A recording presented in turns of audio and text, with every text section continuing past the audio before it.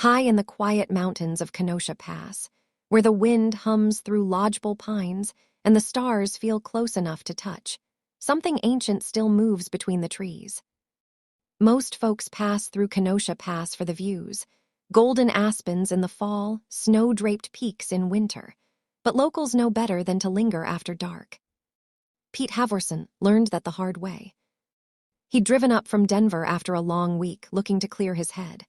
A welder by trade, Pete liked things solid, explainable, metal, fire, angles, precision, not stories, not legends. He parked his truck near a quiet trailhead just before sunset. The sky burned orange behind the mountains, and the air had that sharp, clean bite that only Colorado can deliver. Perfect, he thought. He grabbed a flashlight and started down the trail. At first, everything felt normal, boots crunching gravel, wind in the trees, the distant call of a hawk. But as the light faded, the forest changed. The sounds thinned out. Even the wind seemed to hold its breath. Then he heard it. A heavy crack, like a thick branch snapping under weight.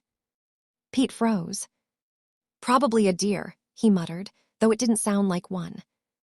Another step, another crack, closer this time.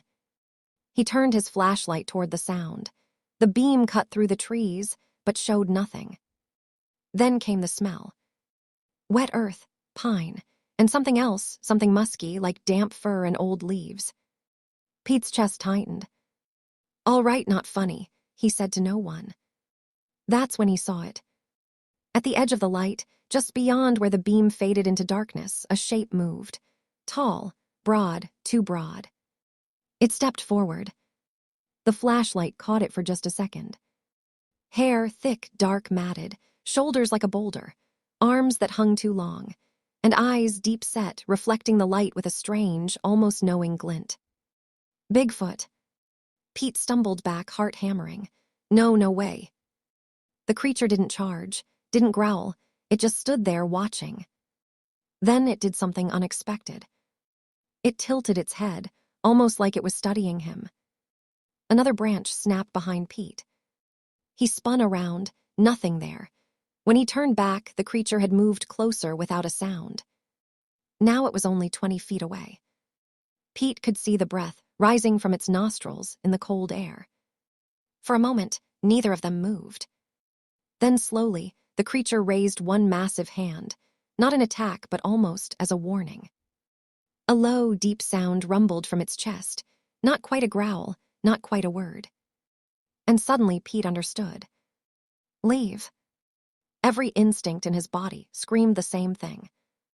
He backed away, step by step, never turning his back. The creature didn't follow. It just watched, silent and still, as if guarding something deeper in the forest. When Pete finally reached his truck, he jumped in, slammed the door, and locked it, hands shaking so hard he could barely start the engine. As he drove away, he glanced once in the rearview mirror. At the edge of the trees, barely visible in the fading light, the figure stood, tall, unmoving. Watching. Pete never told many people what he saw that night. Most wouldn't believe him anyway. But he never went back to Kenosha Pass after sunset. And sometimes, late at night, when the wind howls just right, he swears he can still hear that deep, distant sound echoing through the mountains. Not angry. Not hunting. Just warning.